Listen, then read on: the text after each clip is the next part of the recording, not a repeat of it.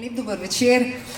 Ko so me, zdaj pa res že lahko rečem, prijatelji iz Goge poklicali, če bi vodila večer o delikatnih ljubimcih, je bilo moje prvo vprašanje, kakšni so ti ljubimci. In seveda sem šla takoj v slovar slovenskega knjižnega jezika preveriti besedo delikaten.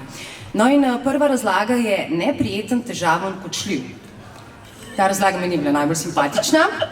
Potem drug pomen je nežen, rahel, občutljiv. In tretji pomen je okusen, slasten. Mislim, da se pogovarjamo o drugih dveh pomenih, glede na to, da imamo, kot je rekla že Jedrt, med nami dve mojstrici besede. Moram reči, da zdaj zadnjih nekaj dni sem preživela v Dalmaciji, ampak v resnici ne. Ker večino časa sem bila malce v Grčiji, zelo močno, kot je že Jedrt omenila, in potem še malce v Firencah. Namreč obe knjigi sta tako Naj me kdo zbudi Lucije Stepančič, kot tudi Šola za delikatne ljubimce doktorice Svetlane Slapšak sta v bistvu pravzaprav vodnika. Vodnika ali knjižna vodiča ne samo po svetovih Mediterana oziroma umetnosti. Lucija gre par sto let nazaj, gospa Svetlana gre v leto 74, ko je v Grčiji pravzaprav se končevala zgodba vojaške hunte. To so bili časi, ki so bili zelo močni in seveda brez moških, če govorimo o ljubimcih, ne gre. In kadarkoli se pripravljam na pogovore z več avtorji, seveda najprej začnem iskati podobnosti med njihovimi deli, stvaritvami. In najprej dober večer obema. Malce smo že klepetali tamle za mizo in če zelo na hitro osnovna povezava. Imamo dva para, dve ženske, ena od njih je mrtva, druga, ja, in tudi njen ljubimec je ena taka posebna zgodba, ime mu je Alessandro, je bogat, svinjsko bogat, zapišeš, Lucija, ne? In je lep, in je princ, in je plemič. Star nekaj 300, morda tudi več let, tega pravzaprav niti ne vemo. Drugi je malce bolj realen, pa vendar se vprašaš, ime mu je Aleksej. In pravzaprav je z ženskim objemom rešen pred samomorom. Dogaja se, kot sem rekla, leta 1974 v Atenah in ona, živa, je Taša. Ampak živi sta v resnici obe. Ker so vse te resničnosti, ki jih opisujeta naši mojstrici, v bistvu tako živi, da se te na nek način dotakneta.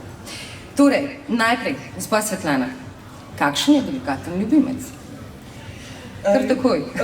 Ja, enostavno je. To je ljubimec, ki se uči, ki se je pripravljen učiti. To je nekako delikaten ljubimec. Se pravi, da je občutljiv, se pravi, da ima rad znanje in se pravi, da nikoli ni zadovoljen sabo. Kar je pozitivno, seveda. In v ljubezenskem odnosu. In Rus Aleksej je tak, je občutljiv in je učljiv. Zakaj je stal na tistem robu, ki bi pravzaprav en korak bi bil dovolj, da tega romana ne bi bilo, oziroma bi bil tudi on mrtev? Zaradi tega, ker se tega ni zavedal. Je treba, na določen način je kultura, grška kultura oziroma tudi zgodovina, tudi socialna situacija Grčije v 70-ih letih je pač nekaj, kar ga je prebudilo. Je od njega naredilo tistega delikatnega ljubimca, drugače pa ni bil tako delikaten na začetku. Ni vedel? Ni vedel. To se pravi, ali rabi moški žensko in ženska potrebuje moškega v tem smislu, da pravzaprav najdemo to delikatnost v sebi, če jo imenujemo kot učljivost? To je seveda najboljši primer. Ni pomembno, katerega spola je tisti drugi, ampak vsekakor je tisto iskanje, če hočete, situacije intimnosti, v kateri se lahko kritizirate, v kateri se lahko občudujete, v kateri lahko razumete iste zadeve na različne načine in sta sposobna to povedati, tega povedati. Ne? No, med Tašo in Aleksejem, Aleksej je Rus, to se pravi, takrat je bila seveda še Sovjetska zveza, je, že na začetku poveste v tej predzgodbi, da si boste veliko pojasnjevala. Potem se zgodi, da pravzaprav Taša je tista, ki pojasnjuje, ne? Aleksej mora vsaj na začetku samo sprejemati. In tu je še ena povezanost med Alessandrom in Ano, Lucijinima glavnima junakoma, ampak če se še za hip vrnemo. Taša je agresivna učiteljica. Ne bi vsak delikaten ljubimec tega zdržal. Zakaj Aleksej je? Je veliko starejši od nje. Pravzaprav je to mlado dekle, ki je prišlo v Atene opravljati podiplomski študij. Ja, zaradi tega gre v krizi srednjih let, dosti enostavno. In on pravzaprav potrebuje njo veliko več kot ona njega. To je manj ali več jasno. Ampak tisto, kar je pomembno, je to, da jaz sem dobila igralca. Ne zaradi druge zadeve, ampak zaradi tega, ker igralec v glavi nosi ogromno tekstov. In rabila sem moško glavo, ki ima mnogo tekstov. In zaradi tega je on igralec.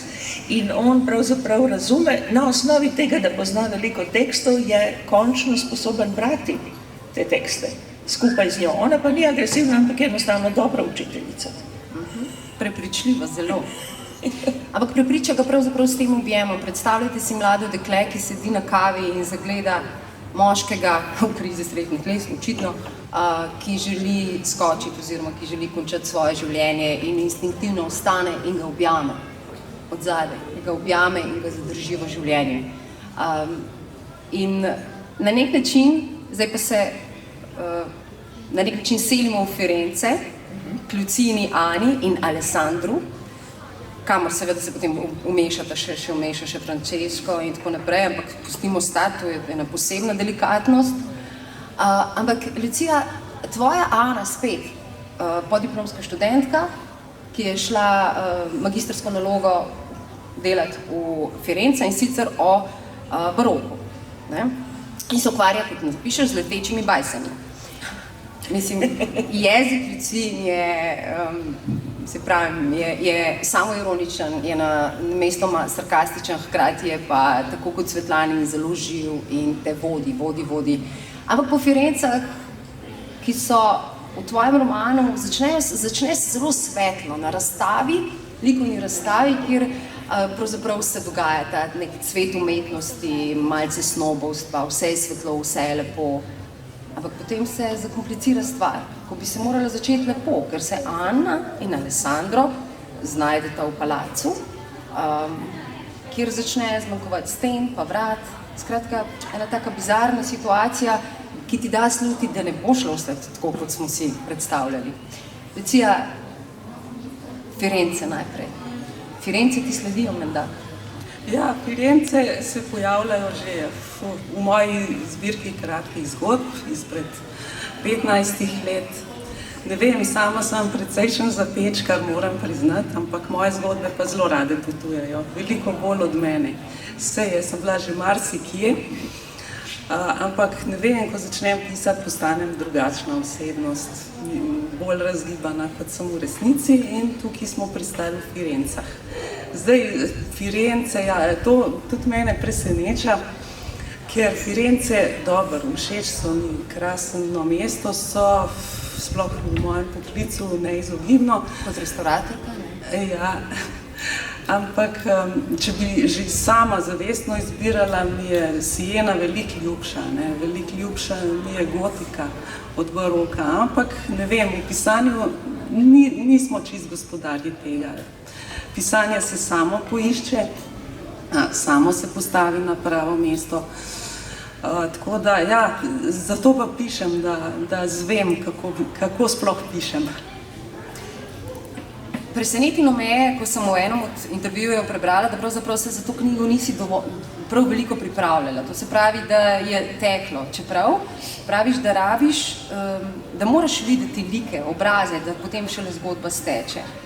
Ana je eno zelo samosvoje bitje, ki tako kot Taša morda beži na nek način v znanje, v vedanje, v informacije, ona beži v različne nivoje resničnosti.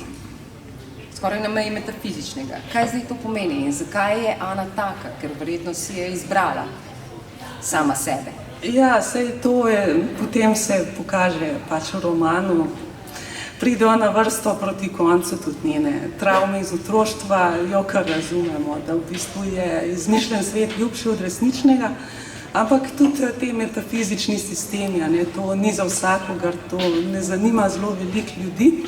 Zdaj, kot si rekla, to je lahko beg od realnosti, lahko je pa tudi nadgradnja realnosti.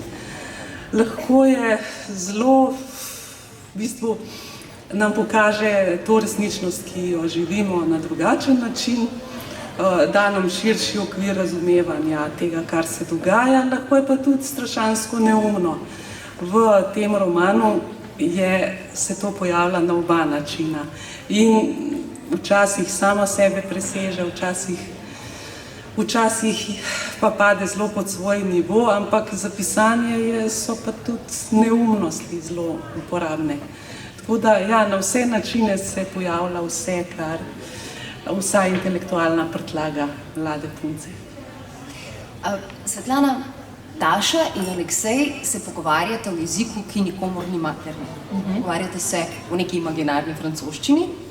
Kako zelo pomembno je to za njun skoraj platonovski pogovor? Dialog, ko boste brali, če ste brali, pravzaprav je kot ping-pong žogica, ves čas, čeprav je ona učiteljica, ji ne ostaja dolžan v pogovoru, čeravno se včasih umakne in skontemplira tisto, kar je slišal. Ona kar naroči, tudi tole po noči preberi, pa ni bila ravno tanka knjigica, zjutraj mi boš pa poročal, kako pa kaj. Ena od zanimivosti mi je bila, kako zelo je sledil. Zakaj je tako zelo sledil? Moški srednjih let sledi mlademu dekletu. Seveda je tu ljubezen tudi erotična, ampak vendarle. Ja, ne pozabite, da je kultura Evrope bila v tem pogledu v 70-ih, pa še danes je različna v ostankih bivše Sovjetske zveze. Sovjetska kultura je bila kultura bralcev. Neverjetno veliko knjig se je proizvajalo, neverjetno knjig se je res bralo. In to je bil del kulture. Brali so pravzaprav veliko več kot zahodnoevropejci. In ta bralna kultura in disidentsko druženje, druženje v majhnih skupinah, kjer se debatira o tekstih na nedovoljen način, to je kultura, iz katere Aleksej izhaja. In zaradi tega je pripravljen. Torej, nima nič proti, da se pogovarja o književnosti ali o kulturi nasploh. Na to je navajen. Ampak seveda on ni zvezda tistih sovjetskih kružov, v katerih je živel. To ni to, ampak je še zmeraj kolikor toliko pripravljen. Dobro, uljuden, bi rekli, posluša, je pripravljen na dialog. Kar se nje tiče, je situacija popolnoma drugačna. Ona pravzaprav sama sebe uči. Ker Grčija, s katero se sooča, je nekaj čist drugega kot Grčija iz fakultetskih predavanj in iz knjig. To je drugačno življenje in ona ves čas naletava v zidove, ki jih sploh ni mogla zamisliti. To so recimo revščina, subkultura, drugačna glasba, narod, ki se obnaša popolnoma drugače. Torej, vse je drugače kot tisto, česar se je učila. In ona ves čas preverja, kaj se je naučila in kaj se je naučila od žive Grčije. Ker živa Grčija postopoma prevzema vse, kar ona dela. In na koncu se ona opredeljuje profesionalno za majhne jezike. Se pravi, da se bo ukvarjala z majhnimi jeziki, ki so ogroženi, in to bo njena, recimo, misija, tisti aktivizem, ki ga je imela, se bo zadržal na problemih majhnih jezikov in to bo njena linija, njena profesionalna branža. Ampak to je, da pač si dovoli. Ogromno ljudi gre v Grčijo in vidi nekaj kamnov in se vrne popolnoma brez ran, bi rekli. Nujno pa je, da se vrnejo z ranami, odprtimi ranami in da premišljujejo demokracijo, kulturo in vse, kar Evropa pretendira, da je pač podedovala od Grčije, pa ni. Predvsem pa ni podedovala tistega občutka demokracije, ki jo imajo vsakdanji ljudje, ni podedovala občutka ponosa v revščini, ni podedovala princip znajti se in veliko drugih kvalitet, ki bi jih Evropa lahko uporabila. Torej, ona odkriva Grčijo in ob tem na isti način interpretira, iz tega stališča pač interpretira preteklost in svoj položaj. Na uvodu zapišete, da je naslov pravzaprav prevzet po istem imenskem romanu Restifala Bretona, ki med drugim meni, da v tistem času bi moralo biti življenje v Evropi, kar je najbolj zanimivo, da sploh prvič govori o evropskem življenju, da bi moralo biti boljše. Ampak na kakšen način? To se mi zdi pa najbolj fascinantno, na tak, da bi ljudje znali uporabljati ljubezen, se pravi navodila za ljubezen. Danes se sploh ne da zamisliti, da pravzaprav bi moral vsak politik najprej obvladati jezik ljubezni. Je to popolnoma utopična ideja. Sploh ne. Platon govori o ljubezni v svoji državi in predtem pa sofist Gorgija ima nekaj zelo zanimivega. Cela evropska kultura neguje ta pseudomit, lažni mit o tem, da je Helena odgovorna za trojansko vojno.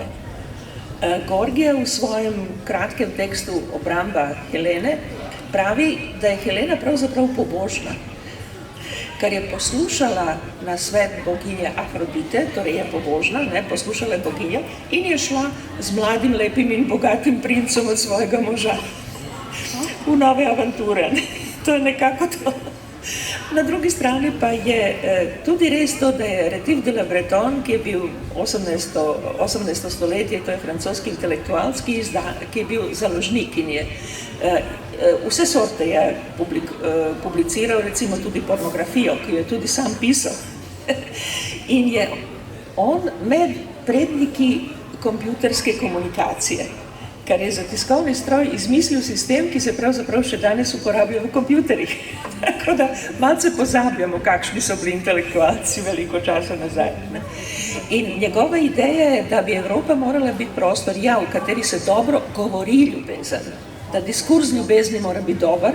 In pa drugo ideja, ki se pojavlja v njegovi knjigi, je tudi, da bi Evropa morala imeti dobro verigo bolnišnic za sifilis, ki bi tudi omogočal veliko več ljubezni. In če hočete ta razpon, to širino primerjamo z našim poslancem v Evropskem parlamentu, ki pravi, da se nataliteta dviguje, ko je Janša na oblasti, smo zelo daleč od razsvetljenstva. In seveda zelo daleč od ljubezni, ki se izraža v besedah. Tako Gorgija pravi, Helena je poslušala dobre besede boginje. Torej, besede so ključne za ljubezen in Paris je očitno vedel, kako se pač. Afrodita mu je rekla, kaj je treba povedati. Kaj je treba povedati. Pa smo spet pri ženski. No, ampak Aleksej, ker se tu navizuje, pa se potem spet Lucija na vaš par, bom rekla. Namreč Aleksej je zelo hitro se verjetno odločil, da je Taša morda ta. Enostavno je v njej videl neko prihodnost in seveda po mojem občutku tudi izziv. In ves čas je dajal te neke indice, da on bi pa nekaj več. Ona je ves čas ponavljala, da seveda ne more biti trajnejša zveza, da nikakor ne, da ona se bo itak vrnila iz Grčije, da v sanjah ne gre v tistem času v Sovjetsko zvezo, kar seveda je res delovalo kot norost. No in še manj se je ujemala z njegovim smislom za humor. Če izgine tudi to, potem niti kratka zveza nima kaj dosti smisla, ko je Taša razmišljala. Pomislil je, da je grobo pretiraval. V hipu je videl, da se je umaknila in jasno mu je postalo zakaj. Mogoče njegovo vztrajno namigovanje na nekaj trajnejšega presega meje okusa in stila, meril, ki jih je sam postavil. Sicer pa je v temelju vsega tega dejansko samo njegova fantazma in obsesija, utopična predstava o skupnem življenju. Koliko manipulacij, pretvarjanja, izogibanja neposrednim pomenom je potrebnih, da se preprosto iskreno ljubezensko sporočilo prenese tako, da deluje naravno in iskreno, torej prepričljivo. To naj bi bilo področje njegove absolutne oblasti, razpolaganja s tujimi besedami in popolnega nadzora nad telesom. Toda to mu ni nikakor uspevalo. Če je bilo karkoli ključni del zapeljevanja in uživanja, je bila to njegova tehnika pomnjenja. Pri tem so v njej besede same pomenile vse, njegova izvedba pa bore malo. To jutro ga je poklicala po imenu kot navadna, normalna ljubimka in to s svojim trdim južnoslovanskim naglasom. Razpoka v nevidnem oklepu progresorke, naklonjenost do humanoida z drugega planeta, ki ni tako razvit kot ona. V trenutku odsotnosti samonadzora mu je obraz preletel na smeh. Si se nečesa spomnil? Nečesa zelo pomembnega. In potem gre tako naprej. In če razmišljam o podobnostih med Tašo in Ano, seveda razmišljam tudi o različnosti.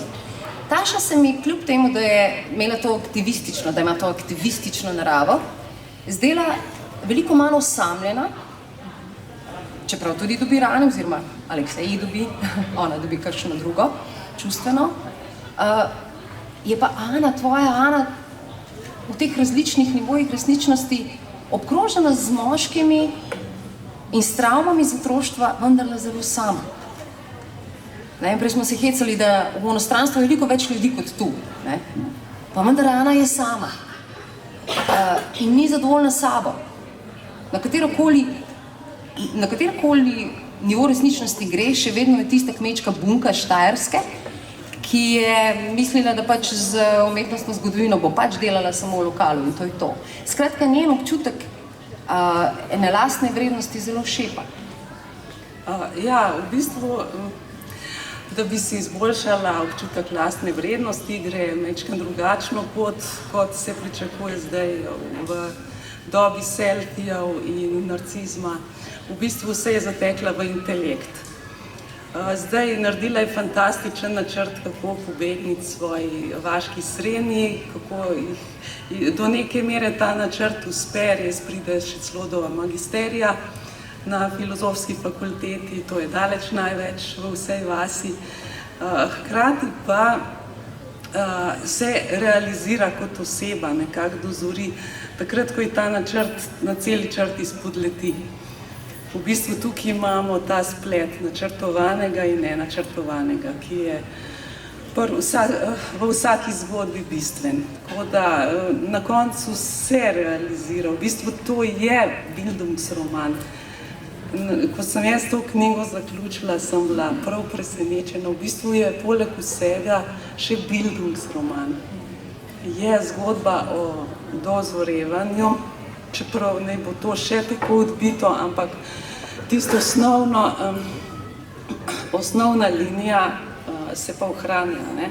Kako se človek sooči s sabo, kako na nepričakovan način potem doseže to, kar si je zadal, ampak doseže na drugačen način, ki preseneti tako njo samo, kot upam, da tudi bralce. Ja, preseneča zelo. Tudi Alessandro pravzaprav preseneča, se tudi Aleksej, moram reči, ampak Aleksej je že od začetka zelo vztrajen. Je na nek način zelo jasno, da hitro vedeti, da želi, da se tu nekaj, da se poglablja ta odnos, se želi pogovarjati. Alessandra pa nismo čisto sigurni, ampak potem v enem trenutku ji sledi in ne da miru. Ja, saj tukaj je zelo veliko podobnosti z obema romanoma. Jaz nisem vedela, kaj vi pišete, blage veze nisem imela. Vašo knjigo sem prebrala in Jelki sem rekla, saj smo enak roman napisali. To je bilo res, ja, presenetljivo, še imena so podobna. Ampak dobro, mi se bomo zdaj osredotočili tudi na razlike, ki so prav tako očitne. Ampak ja, osnoven motiv se pa ohranja, ljubimca sta enaka, na nek način si ona dva želita poglobiti vezo. In ta veza v mojem primeru razpade takrat, ko se poglobi. Zanimivo. No, tu bi, da ne povemo preveč, ampak tu se začenja osnovna razlika. Ampak očitno sem tukaj res že postala nekakšna milosljiva gospa. Z Alessandrom pod roko so mi bila odprta vsa vrata, ne pa le tista na pokopališču. Kaj bi rekle moje kolegice, če bi videle, da se dajem razvajati kot kakšna luksuzna priležnica? Le kaj bi rekle, če bi me videle v svini in zlatu? In še bolj zanimivo, kaj bi na to rekla Peter in Borut, ki sta vedno znala tako stropeno natolcevati, da je treba pametnjakovički, katerikoli že, samo omogočiti zapravljanje, pa bo takoj pozabila na svoje ambicije, ker si ji čisto enostavno utrga. Feministkam tudi. Njim še posebej. Vsi bi se režali temu, da sem bila nekoč bojevita zagovornica svojih idej in veljala celo za militantno. nazadnje pa končala kot kičasta vzdrževana oseba, še najbolj podobna marcipanasti nevestici z vrha torte. Kako daleč me je zanesla od napadalne polemičnosti, po kateri sem slovela. Bi bili pa vsi skupaj lahko veseli vsaj tega, da sem morala požreti vse tisto, kar sem mislila najbolj zares in se tako rekoč prodati. Ampak se ne. Ne, na koncu pač se pridemo do tega, da se igra po njenih pravilih. Ona to prevzame, tukaj imam pač ta moment dozorevanja, ne? Ona je sposobna preseči situacijo in to je to, kar si vsaka želi. Zdaj, feminizem tukaj, v bistvu ona bi bila feministka, zelo z največjim veseljem, ima pa problem, da ženske še bolj sovraži kot moške. Zaradi travmatične izkušnje. Ja, seveda, ugotovila je, da z ženskami so večji problemi. Tako da, so lahko veliko bolj krute. Ja, so lahko krute, ja, mislim, sej osnovna šola, to je arena, to nikoli več v življenju ni takih ran, kot so možne v vrtcu in v osnovni šoli. To je, včasih se zamislim na tem, kaj morajo otroci vse dati skozi. Tako da, ne vem, v mojem otroštvu jaz bi bila najbolj vesela, če ne bi bilo treba v šolo, če bi lahko kar prek Zooma vse opravila. Prepozno sem prišla na svet. Tvoji trije fanti imajo pa mogoče tudi kaj v tem, ne, reči? Ne, oni so pač drugačni. Na srečo niso čisto vsega po meni prevzeli. No, seveda, kadar govorimo o ljubezni, pa če je ta delikatna, absolutno ne moramo mimo ljubezenskih trikotnikov. Ampak mene je ob vsem branju pri obeh zabavala ta ideja ljubezenskega trikotnika, ja, moški, ženska, ampak tretji kot je pa umetnost. Ni nujno moški, ni nujno druga ženska, če tudi se pojavljajo, seveda, drugače pa ne bi bilo drame, ne? Ampak, ali pa bi bila premajhna. Ampak vsi, oba para imata res na nekem kotu njunega soobstajanja umetnost. Pri vas, gospa Svetlana, klasična grška umetnost, čeravno se mi zdi najbolj zanimiv del njunih poti, namreč potem Aleksej in Taša potujeta po Grčiji, uporabljata guide bleu, to se pravi modri vodič, čeravno, če imate v kratkem plan v Grčijo, vzemite knjigo s sabo, ker točno GPS, knjižni GPS, res še ovinki so, ne, vas je gospod Božidar menda popravljal, da ni levo, ampak je desno, kot arheolog imam verjetno še drugačen pogled. No, ampak ta tretji kor, lahko rečemo, ali pa tretji pol, no, je pri obeh umetnost. Kot sem rekla, pri vas sta na nek način grška preteklost, ki je še kako živa, no, ampak ona dva pravzaprav potujeta po prostorih, ki niso, poleg Akropola in tako naprej, in Pireja, ki niso tako zelo svetoči. Pravzaprav obiskujeta tudi bedo. Kako zelo pomembno je za en par, ki se spoznava, za moškega in žensko, ki se znata pogovarjati, da se znajdeta v situacijah, ki oba postavi ob steno na nek način, pred samim sabo. To je pravzaprav ključno. Jaz sem občudovala Luciji roman, kar je res ta umetnost, pa posebej barve v njenem romanu so čisto neverjetne. Do tega bomo prišli verjetno v pogovoru, ker to je res izjemna kvaliteta. Pri meni je pa nekaj drugega. Na eni strani je pravzaprav neka potreba, da se klasična umetnost postavi v realne dimenzije. Da nimamo ta hladen odnos, to je pa veličasno, pa konca, ne gremo naprej. Ampak nasprotno, da vidimo, kakšno življenje je za tem in kakšno življenje je tega spomenika danes in kje. In kje so živi ljudje okrog tega spomenika. To je veliko bolj pomembno kot karkoli drugega. In pravzaprav v tem mojem romanu ni opisal umetniških del, ni tega veliko. Nasprotno, se Taša veliko bolj navduši, ko pride nekam in najde nekaj, kar je res avtentična narodska, ljudska umetnost. To jo najbolj fascinira. Interpretacije mitov, novi svetniki, nerodne cerkve, nekakšna popolnoma nova mitologija, kot je denimo ta ko Bogorodica leta 1943 ustavi nemške tanke in se to potem pojavi kot ikona v lokalni cerkvi. Torej, take zanimive detajle, ki govorijo pravzaprav o preteklosti, ne samo tisti, ki je zelo daleč in ki je zelo, zelo poštovana, ampak nasprotno, zanima je, kako deluje človeška zavest in zgodovina skupaj, kako delujeta v določenem trenutku. In ta trenutek v Grčiji niti danes nikoli ni daleč od revščine, nikoli ni daleč od bednega življenja, nikoli ni daleč od zelo enostavnega doumevanja življenja in tako naprej. Torej, ta mešanica njo zanima pravzaprav in v tem smislu je moj roman veliko bolj antropološki kot umetniški. Omenili ste barve, gospa Svetlana. Lucija, kot restauratorka imaš seveda verjetno povsem drugačen pogled na tisto, kar tudi mi vidimo, ampak si predstavljam, da je tvoj pogled večplasten.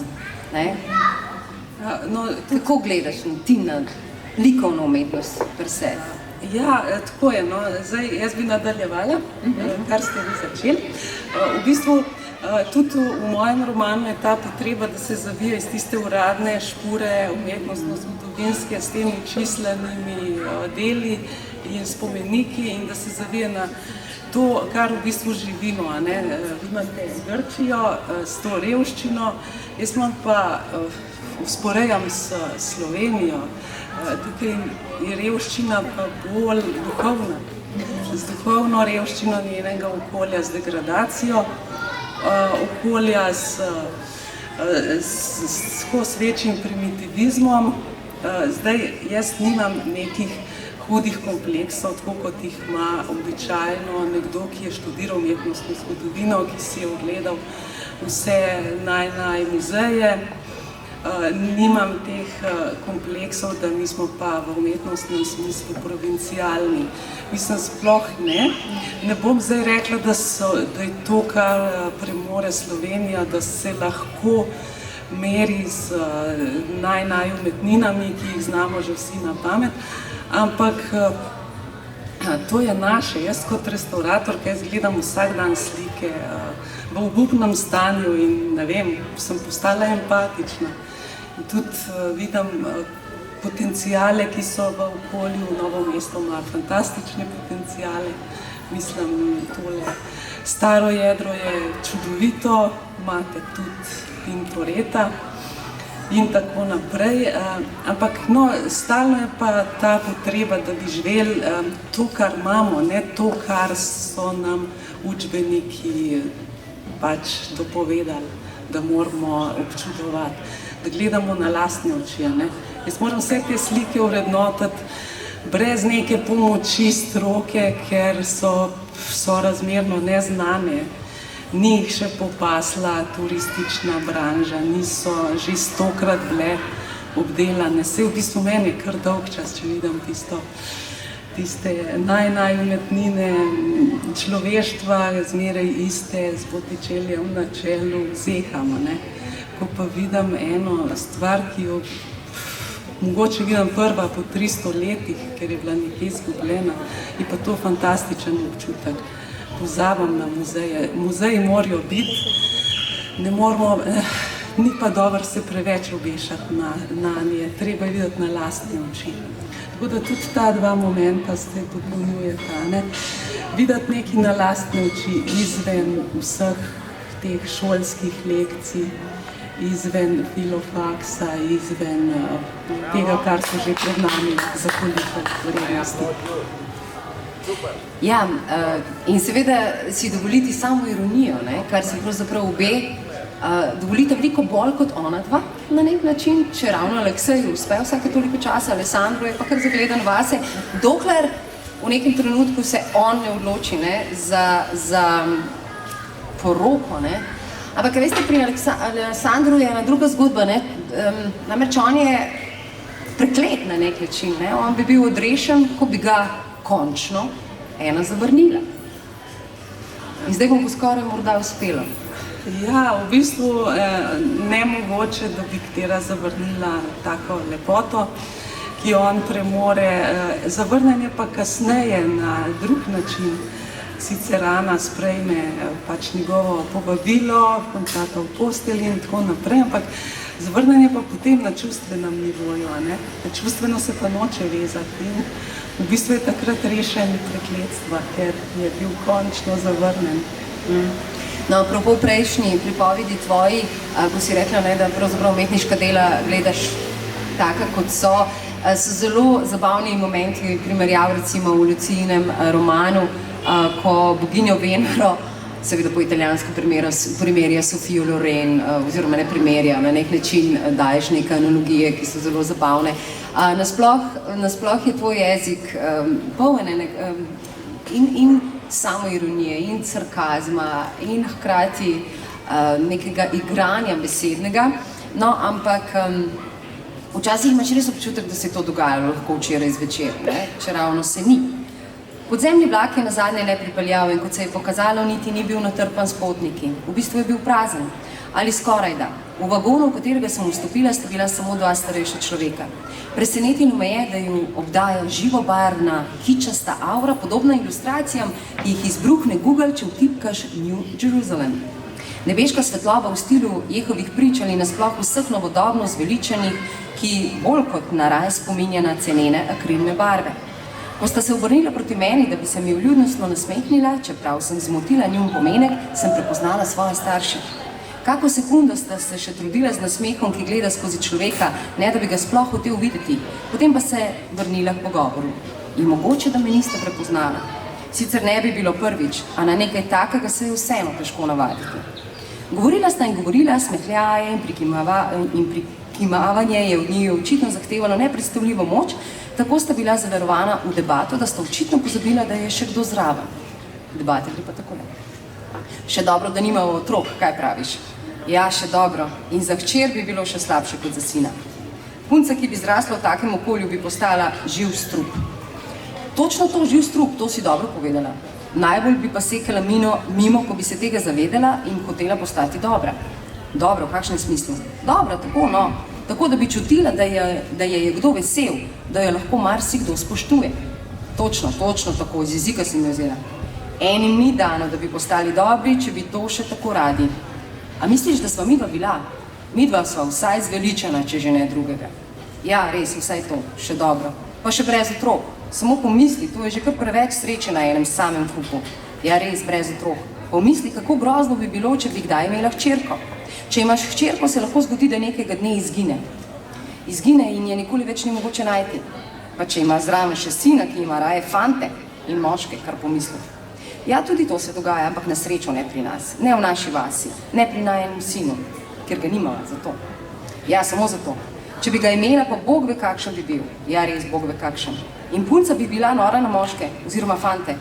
Pa saj to je za punce normalno. Ja, ampak ona bi se metala samo za takimi tipi, ki bi izrasli močno čez glavo. Samo za nevarnimi tipi. Dokler je ne bi nekega dne našli umorjene. Ali pa je niti našli ne bi. Umorjena bi bila pa vseeno. Jezus Kristus, kaj je bilo nama vse prihranjeno? Lepo te prosim, Hare Krišna, ne pa Jezus Kristus. Ja, pa res, kaj je nama vse prihranil Hare Krišna? In kaj vse nama je odpustil? Ta pogovor je malce iz konteksta. Ampak, če ga berete, ne, je jasno ta ironija, ne. Hčerka posluša to in brat je v Hare Krišni, Tomaž, Ani, ne. In starša, ki sta zdaj zveličena, sta srečna, da nikoli nista imela otrok. No, barve. Če gremo zdaj na te barve. Zakaj je bil Alessandro v modrem, v različnih otenkih modre? Ja, dobro. V bistvu on je melanholik.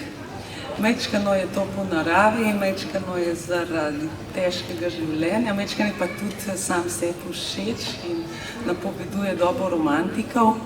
Sicer renesansa, ne, ki je v Firencah pač glavna tema, je tudi že premogla svoje melanholike. Recimo Piero di Cosimo je blazen melanholik že v 15. stoletju.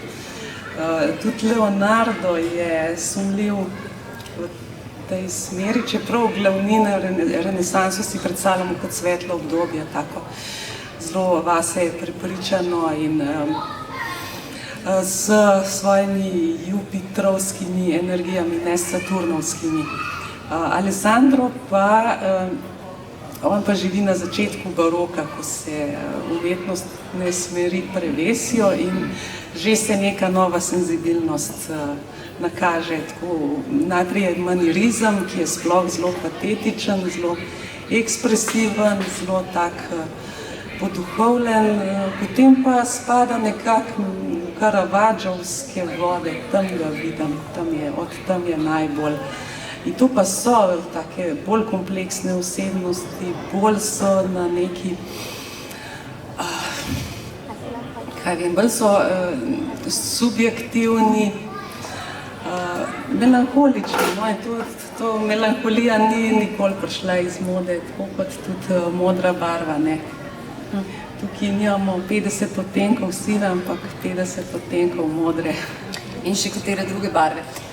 Barvitost se pozna tudi v pravzaprav prepletenosti žanrov, ki jih v tem romanu vpeljuješ, Lucija. Od elementov, ne vem, seveda ljubezenskega romana, do elementov kriminalke, detektivke, imamo dva eksorcista, ki ji sledita in ji ne data dihati, čeravno sta bolj boga kot ona, ampak tega še ne ve. In na nek način prehajaš iz enega žanra v drugega zelo lahkotno. Ne vem, je bilo to namerno, si to, ne, zdaj te pa sprašujem o teh obrtniških prijemih. Ali je to enostavno teklo od tega, da ne vidi svojega odseva v ogledalu in da se jih začne čudno vse skupaj zdeti, ne? Kako, če me niti v ogledalu, kje sem potem? Ja, saj tukaj zelo z velikim veseljem vse te ponarodele štose vključujem, od tega, da ne mečeš več sence, da se ne vidiš v ogledalu, da lahko prehajaš skozi stene, potem je element rdečih čeveljcev, ki se jih ne da več sezuti, plešeš do smrti, če bi v bistvu niti umreti ne moreš, ampak si želiš, na koncu je reka lete, reka pozabe in tako da vse te elemente sem vključevala, hkrati pa žanri so se pojavljali sami, tako kot so se sami hoteli. Tukaj je bilo zelo malo mojega zavestnega nadzora, tukaj sem samo pustila knjigo, da se sama napiše, pa nisem jo hotela preveč motati. Kaj pa pri vas, Svetlana? Sta bila Taša in Aleksej točno izrisana, Taša kot divja jugoslovanka, ki prihaja iz Beograda z neko vizijo, Aleksej, ki pravzaprav je prišel skoraj po slučaju v Grčijo na nek način, mislim, prišel je pač z neko nalogo, ki je skoraj ne bi opravil, hkrati se pa učita življenje in predvsem drug od drugem tudi. Je to, ne vem, ta retorika ljubezni, v kateri bi potem nekaj prebrala, je bil to ta končni, mislim, kaj je bil ta končni cilj romana, ko ste začutili, da boste pisali o delikatnih ljubimcih? Ja, od začetka je bilo popolnoma jasno, kaj se bo dogajalo, kako se bo končalo, kakšna sta oba lika. V nekem smislu je, veste, v 70-ih letih v nekdanji Jugoslaviji je verjetno najbolj nora ideja, ki bi jo Jugoslovan imel, bila, da gre v Sovjetsko zvezo živeti. Sploh, če je ženska, ne? Posebej, ampak prav tukaj je nekaj primerov, nekaj zgodb, ki so izjemno zanimive. En od sovjetskih igralcev tega obdobja, Oleg Vidov, en od lepotcev, bi rekli, je pa res prebegnil v Jugoslavijo, zahvaljujoč neki ženski, ki je bila zaposlena v ambasadi v Moskvi in je ona z njim sklenila lažno zakonsko zvezo, tako da je lahko šel v Jugoslavijo in je ostal. In je posnel nekaj filmov, zelo zanimivih filmov v Jugoslaviji in potem na začetku 80-ih ga je KGB našel in so mu pač poslali sporočilo, da se takoj vrne in na to je s pomočjo jugoslovanskih prijateljev pobegnil v Italijo in potem v Ameriko. Torej, ta zadeva je bila možna. Znano je kar nekaj takih zgodb. Rusi, ki so s pomočjo Jugoslovank pač prebegnili. Na drugi strani pa ne pozabi, da je Jugoslavija v 70-ih in 80-ih letih bila področje, v katerem so prvo prevajali sovjetske disidente in ne samo sovjetske, ampak mačarske, poljske, češke. Nekateri rokopisi so se prvo pojavili v Jugoslaviji, šele potem na Zahodu in tako naprej. Jugoslavija pa bila res prostor prevaljanja disidentske kulture in to pa počasi pozabljal. Tako da sem hotela to izvleči in na drugi strani pa je še en element, s katerim sem se malce igrala v tem romanu in to je moj odnos s Tolstojem in pa z drugimi velikani. Taša kot Nataša? Taša kot Nataša, seveda ta scena, v kateri ona rešuje Alekseja od samomora, je pravzaprav, če hočete, popravek Ane Karenine. Zakaj bi bili ženska, ki hoče kot vlak. In pa še nekateri drugi momenti so reševanja pravzaprav situacij, ki so tako usodni in tragični v ruski literaturi, sem hotela malce olajšati te zadeve. In seveda en aspekt tega, kar sem hotela, je vsekakor prikaz te grške kulture, ki jo sploh ne poznamo, niti danes. In to so recimo grški filmi, ki so v čistem kapitalizmu, ki ga je Grčija imela, bili zmeraj neodvisni. Ampak zmeraj, ni obstajal državni film, razen na samem začetku nekaj filmov, ki je kraljevska družina pomagala, pa vojska je pomagala, neke rekonstrukcije antike, nesmislene. Ampak večina filmov je neodvisna in v teh filmih se vidijo zadeve, ki so enostavno neverjetne v teh letih. Ne? In na drugi strani pa glasba, subkulturna glasba, ki jo v Grčiji ne morete poslušati, razen če ne poiščete. In to doživetje subkulture je zelo pomembno. Torej, to so neke zadeve, ki sem jih vsekakor hotela imeti v romanu. Na drugi strani pa sem se svetovala s svojimi prijateljicami, posebej med feminističnim kongresom v Dubrovniku, to je bila 2014 leto, in sem se z njimi pogovarjala in sem njihove sugestije pač prejela tudi, kako organizirati, zakaj in tako naprej. In osnovno vprašanje, ki so ga one postavile, sem potem obdelovala kot glavni zaplet romana in to je, kaj naj ženska naredi svojo kariero, če jo hoče izpeljati, če se hoče ukvarjati svojo disciplino. Disciplino, ki je duhovna disciplina, bi rekli, ampak katerakoli znanstvena, enako je. Kaj naj naredi? In dobra rešitev, ki so mi je ponudile moje prijateljice, ki so na dokaj podoben način uspele v karieri, ena filozofinja, druga lingvistka, je bil taj, da pravzaprav sebi najde povezavo, žensko ali moško, se vseeno, ki v istem hipu lahko ponuja erotiko, intimnost in učenje. In na sugestijo teh svojih prijateljic sem potem to postavila kot osnovni zaplet v romanu. No, ampak nikakor, preden bomo počasi začeli zaključevati, ne moramo mimo gledališča. Grčija je kot enačaj gledališča. Posebej tudi v vašem romanu, kar me je recimo zelo fasciniralo, da je v tem času, ker vem, da so to dejstva, da so pravzaprav ljudje v gledališču, sodobnem, ne govorimo o antičnem gledališču, med predstavo na nek način izražali svoj upor. Glasno, s petjem, ampak z mirom, z neko mirno interakcijo z igralci. To se mi zdi unikum. Je to lahko še kje drugje kot v Grčiji na tak način, leta 1974? Nikjer to nisem videla, moram priznati. Nisem bila priča na začetku, recimo, sovjetske revolucije, morda so imeli takšne trenutke, ampak to sem pa res bila priča takšnih dogodkov v Grčiji, da publika reagira na antično dramo tako, da se popolnoma vživi in daje pripombe, igralcem daje pripombe. In potem pa oni reagirajo, pa se obnašajo tako, kot publika hoče. Ampak veste kaj, to res izhaja iz tega, da je v antiki gledališče, v antičnih Atenah, demokratičnih Atenah, gledališče bilo inštitucija demokracije. To ni bila kultura, kultura ni bila ločena, ampak je gledališče bilo ena od inštitucij demokracije v tem smislu, da je državljan, moški seveda, ženske niso imeli državljanskih pravic, moški je torej na sodišču doživljal ene zgodbe in se poučeval na eni strani. V parlamentu oziroma v skupščini, kjer so vsi bili prisotni, se je učil politike, na trgu se je učil tretje zadeve in pa v gledališču se je soočal sam s sabo. svojo družino, žensko, ki seveda je tisti usodni element, ki v večini tragedije je ženska ta, ki je motor tragedije, dogajanja nasploh. In v gledališču se je učil odnosov do bogov, svoje vere, svoje preteklosti, torej postavljal si je neka eksistencialna vprašanja. In to vsi skupaj, vsi državljani so sedeli v gledališču. Ni bilo šanse, da nisi v gledališču, če si državljan.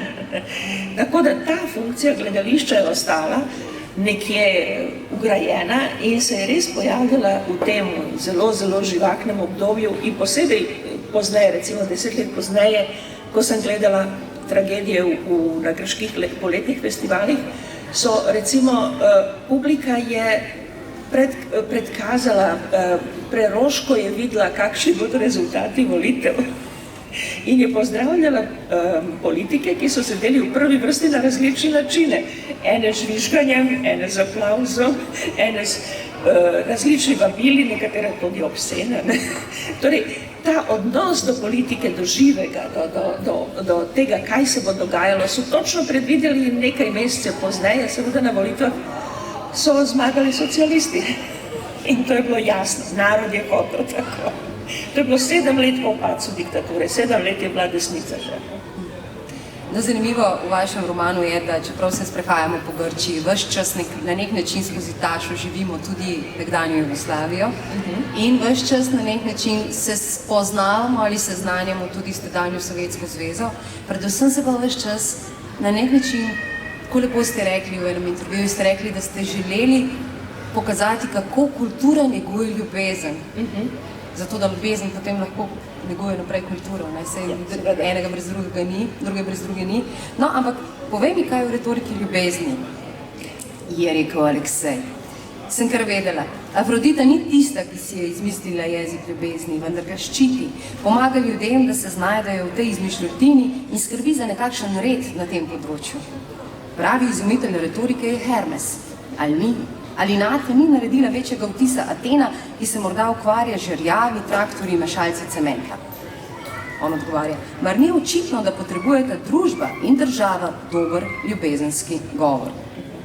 Tu bi lahko zaključili ta pogovor, ker se mi zdi ključno vprašanje, da točno to s čim zdaj sklepamo krog. Začeli smo s tem, kako zelo pomembno se je zdelo ljudem pred 200 leti se pogovarjati na način, ne o ljubezni, pač pa na način ljubezni.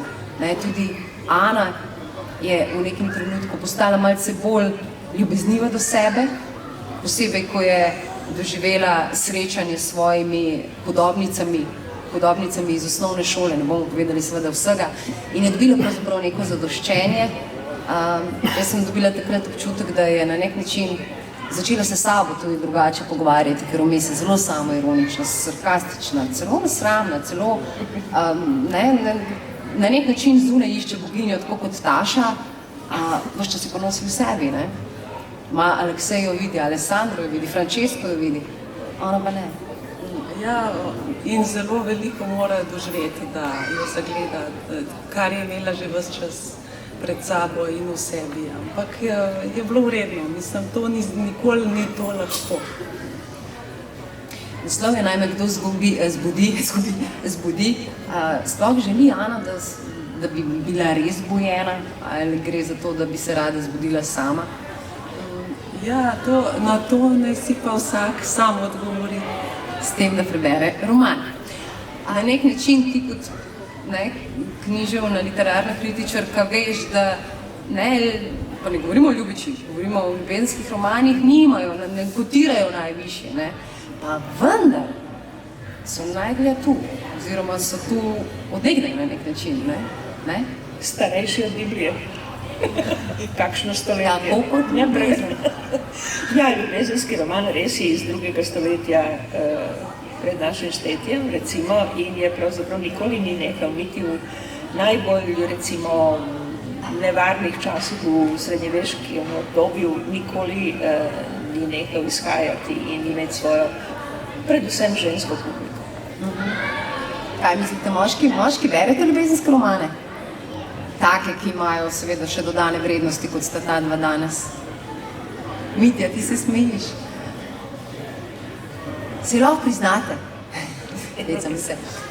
Niti Amora, a ne? Niti Amore, ja. To se mu oprosti, ampak ostali. Kaj vi mislite, moški berejo ljubezenske romane? Po tvojih izkušnjah kot literarna kritičarka, če imaš? Ne, tako je, no, saj to je zelo tvegan žanr, zelo, najbolj od vseh, to v bistvu še znanstvena fantastika ni tako skompromitirana. Po drugi strani pa čisto v vsakem romanu je tudi vsaj v ozadju ljubezenska zgodba, brez tega ni romana. Tako da še celo v Bibliji so, vsaj v Stari zavezi, stalno so ljubezenske spletke in tudi Biblija ne more brez tega. Tako da ali to uporabljamo kot začimbo ali pa kot glavno jed, je pa odvisno od tudi poguma, no. Sej, tako da, zdaj, nočem pa ugibati, no, v bistvu ne imajo skrivnost, kakšno nekaj zase obdržijo, fantje.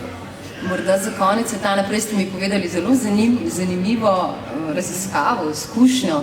Kdo pa bere ljubezenske romane? Ja, to je bilo v 80-ih letih. Jaz sem sestavljala nek zbornik, ki se je imenoval Trivialna književnost. In veliko sodelavcev in sodelavke je bilo in sta bili dve sociologinje iz Zagreba, ki sta naredili pravo raziskavo o tem, kdo vse bere ljubezenske romane, tiste s kioska, tiste najbolj poceni. Doktor romane, smo rekli včasih. Podobne, ja. In sta prišli do neverjetnih rezultatov, da v tem trenutku pravzaprav največ berejo takšne romane, kdo? Vojaki v JLA. Torej, osamljeni nesrečneži. Potem so se Svetlana spraševali, ali so pogrešali mamico ali partner. Med mamico in partnerko.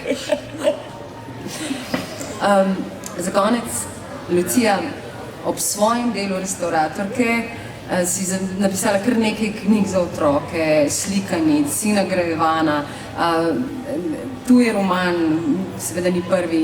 In kot prvo, kdaj vse to počneš in kaj bo kaj sledi? Imaš vedno vizijo, kaj od tu naprej, že kaj pišeš? Ja, končujem naslednji roman. Ja, v bistvu moje delo je blazen dolg čas, res mislim, to je... Govoriš o restauratorskem delu? Tako, to je tako dolgočasno, da bi iznorela, če si ne bi ves čas nekaj izmišljevala. Tako da tisto, jaz imam že zelo izdelane stvari v glavi in zapisovanje je pol minimalen trud. Je pa res, no, v bistvu dolg čas je podcenjen, dolg čas je fascinanten po svoje, ker nas sili v iznajdljivost, v uporabo možgan. Ni hujšega kot ta zasičenost z mediji in s tem. No, jaz sem edina v firmi, ki ne poslušam radija med delom. Ampak tako bi že zaradi reklam ga ne prenesem.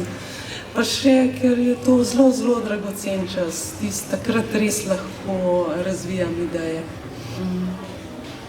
Tako da, to je zdaj.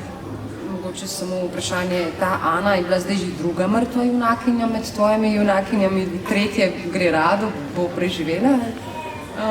Ali boš raje v junaku? No, zdaj bo mečkan bolj prizemljeno. Ne bo več tako, čeprav iz kože ne morem čisto konca zlezti, bom pa vsaj deloma. Svetlana, ob vaših več kot 100 bibliografskih enotah. To so samo knjige. To so samo knjige, kje so še članki in druge stvaritve v ne vem koliko jezikih. Ob tretjem romanu, ki zagotovo ni zadnji, prej je rekla, da je dolgočasje, Lucija je rekla, da je dolgočasje precenjeno, ne? Ko so vas upokojili, ste rekli, da so vam naredili veliko uslugo, dali so vam čas. Ja. In vem, da ga izkoriščate. Ja, če ste me vprašali, kaj pripravljam, oddala sem en roman v Beogradu, ki se nanaša na skrivnostno organizacijo žensk, ki kaznuje zločince za posilstva v jugoslovanski vojni. Maščevalke? Maščevalke, ja. In zdaj pa pišem novi, ki je ampak tukaj je samo eno umetniško delo, ki je ključno za obrat junakov. In tukaj izkoriščam moškega kot še Helezardo, ki pripravlja zgodbo, da bi preživel pri njej. Ampak ja, to je pač čas, ki ga imam seveda malo, govorim o prihodnosti, ampak ga imam veliko vsakem dnevu, ker pač nimam več obveznosti, ki sem jih prej imela, ki so bile res grozljive. Moram priznati, ko sem nazaj pogledala, kaj sem vse delala, mi je bilo zlo, mi je prišlo zlo. Ampak pisanje je, če hočete to planiranje, kot pravi Lucija, to je točno to, da pač nikoli ne nehate. Nikoli ne nehate premlevati svojih zgodb in potem pa se odločite in potem je pisanje, tako kot Lucija pravi, ja, enostavno, to pa res ni, ne vem kakšna težava, se pač usedeš pa pišeš. Pa napišeš roman, ki ima skoraj 500 strani. Ali pa, ne. Gospa Svetlana Slapšak, draga Lucija Stepančič, obema hvala predvsem za čas, za današnji večer in seveda za čas, ki ste ga pustili tu noter, ker se zdaj pravzaprav razpleta in razcveta med vse nas, bralce in bralke. Najlepša hvala, da ste bili z nami.